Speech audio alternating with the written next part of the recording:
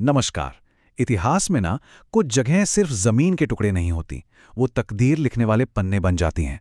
आज हम ऐसी ही जगह की कहानी में उतरेंगे। पानीपत।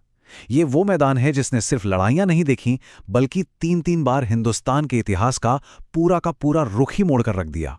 तो सवाल यही उठता है कि आखिर इस एक शहर में ऐसा क्या था, क्यों बार बार बड़े बड़े साम्राज्य बनाने और मिटाने वाले इसी एक मैदान पर आकर टकराए। चलिए इसी सवाल का जवाब ढूंढते हैं, क्योंकि इसका जवाब हमें सिर्फ भूगोल नहीं, बल्कि उस दौर की पूरी सैन्य सोच की गहराई में ले जाएगा। ठीक है, तो चलिए परत दर परत इस रहस्य को खोलते हैं। देखिए, किसी भी बड़ी लड़ाई के कैसे और क्या को समझने से पहले उसके क्यों को समझना पड़ता है, और पानीपत के मामले में ये क्यों जमीन में ही छिपा है। जरा सोचिए, पानीपत की बनावट ही उसे एक नेचुरल स्टेडियम, एक अखाड़ा बना देती थी। ये दिल्ली का दरवाज़ा था, मतलब उत्तर पश्चिम से आने वाले किसी भी हमलावर के लिए दिल्ली पर कब्जा करने का सबसे सीधा और आसान रास्ता। यहाँ के बिल्कुल सपाट मैदान बड़ी बड़ी सेनाओं और खासकर तेज रफ्तार घुड़सवारों के लिए तो जैसे बने ही थे। और सबसे ज़रूरी बात, ये मेन ट्रांसपोर्ट रूट्स पर था, जिसका मतलब था सेना को खाना, पानी और हथियार पहुंचाना बहुत आसान था। यानी लड़ाई के लिए ये एक परफेक्ट स्टेज था। चलिए अब चलते हैं पहली लड़ाई पर, साल 1526। ये सिर्फ एक लड़ाई नहीं थी, ये भारतीय जंगों में एक टेक्नोलॉजी की क्रांति थी। एक ऐसी क्रांति जिसने एक ऐसे साम्राज्य की नींव रखी जो आने वाली सदियों तक हिंदुस्तान पर राज करने वाला था। अब यहाँ देखिए, कागज़ पर तो ये लड़ाई एक तरफा लग रही है। इब्राहिम लोधी की सल्तनत के पास एक बहुत बड़ी सेना और हज़ारों की तादाद में जंगी हाथी थे। उनके सामने बाबर की सेना तो मुट्ठी भर थी। मतलब किसी भी लिहाज से देखें तो बाबर की हार पक्की लग रही थी। लेकिन बाबर के पास दो ऐसे तुरुप के कित थे जो लोधी के पास बिल्कुल नहीं थे। एक तो बारूद से चलने वाली तोपें और दूसरा एक जबरदस्त मिलिट्री दिमाग। तो बाबर ने किया क्या? उसने अपनी सबसे खतरनाक चाल चली, जिसे कहते हैं तुलुगमा। ये क्लासिक सेंट्रल एशियन टैक्टिक थी। उसने अपनी सेना को छोटे छोटे फुर्तीले हिस्सों में बांटा। एक हिस्सा सामने से उलझाए रखता, जबकि बाकी दो हिस्से बिजली की तेजी से घूमकर दुश्मन की सेना को किनारों से और फिर पीछे से घेर लेते। इससे पहले कि लोधी की विशाल सेना कुछ समझ पाती, वो एक जानलेवा चक्रव्यूह में बुरी तरह फंस चुकी थी। और उसकी दूसरी रणनीति थी अरबा, जो और भी चालाक थी। बाबर ने सैकड़ों बैलगाड़ियों को रस्सियों से एक दूसरे से बांधकर एक मजबूत आर्टिफिशियल दीवार बना दी, और इसी दीवार की आड़ में उसने अपनी तोपों को छिपा दिया। तो जब लोधी के हजारों हाथियों ने हमला किया, वो इस दीवार से टकराकर रुक गए, और फिर तोपों की गगनभेदी आवाज से हाथी ऐसे बितके कि अपनी ही सेना को रौंदने लगे। ये हिंदुस्तान की जमीन पर बारूद का पहला इतना बड़ा और निर्णायक इस्तेमाल था, जिसने युद्ध का तरीका ही हमेशा के लिए बदल दिया। और हां, इन दोनों रणनीतियों को सफल बनाने की जान थी बाबर की घुड़सवार सेना। ये सिर्फ सैनिक नहीं थे, ये घोड़े पर बैठकर भी सटीक निशाना लगाने वाले बेहद ट्रेंड तीरंदाज थे।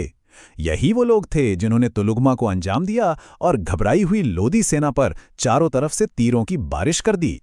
लोधी के भारी भरकम हाथियों के मुकाबले ये तेज तर्रार घुड़सवार कहीं ज्यादा घातक साबित हुए। और नतीजा, दिल्ली सल्तनत का खेल खत्म और हिंदुस्तान में मुगल साम्राज्य का आगाज। पानीपत ने इतिहास का पहला रीसेट बटन दबा दिया था। चलिए अब 30 साल आगे चलते हैं। पानीपत का मैदान एक बार फिर इतिहास की एक बड़ी करवट का गवाह बनने को तैयार था। ये कहानी है एक ऐसे साम्राज्य की जो बनने से पहले ही बिखरने वाला था, और किस्मत के एक ऐसे पासे की जिसने सब कुछ पलट कर रख दिया। इस बार मुगलों के सामने थे हेमचंद्र विक्रमादित्य, जिन्हें हम हेमू के नाम से जानते हैं। वो कोई मामूली योद्धा नहीं थे, लगातार 22 लड़ाइयां जीत चुके थे। उस वक्त के छोटे से मुगल साम्राज्य के लिए ये एक बहुत बहुत बड़ा खतरा था। तो लड़ाई शुरू हुई और हेमू की सेना, जिसमें 1500 हाथी थे, मुगलों पर सचमुच भूखे शेर की तरह टूट पड़ी। मुगल सेना इस हमले के सामने बिखरने लगी, उनके किनारे टूट रहे थे और ऐसा लग रहा था कि 13 साल के बादशाह अकबर का राज शुरू होने से पहले ही खत्म हो जाएगा। हेमू की जीत लगभग तय दिख रही थी। और फिर इतिहास ने एक पल में अपनी दिशा बदल ली। लड़ाई के उस भयानक शोर में कहीं से आया एक आवारा तीर सीधा हेमू की आंख में जा लगा। वो अपने हाथी से बेहोश होकर नीचे गिर पड़े। बस अपने अजेय सेनापति को गिरा हुआ देखकर उनकी सेना में भगदड़ मच गई। एक ही पल में जीती हुई बाजी हार में तब्दील हो गई।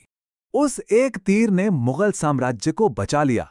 अकबर का शासन मजबूत हुआ और अफगान खतरा भी कई पीढ़ियों के लिए टल गया।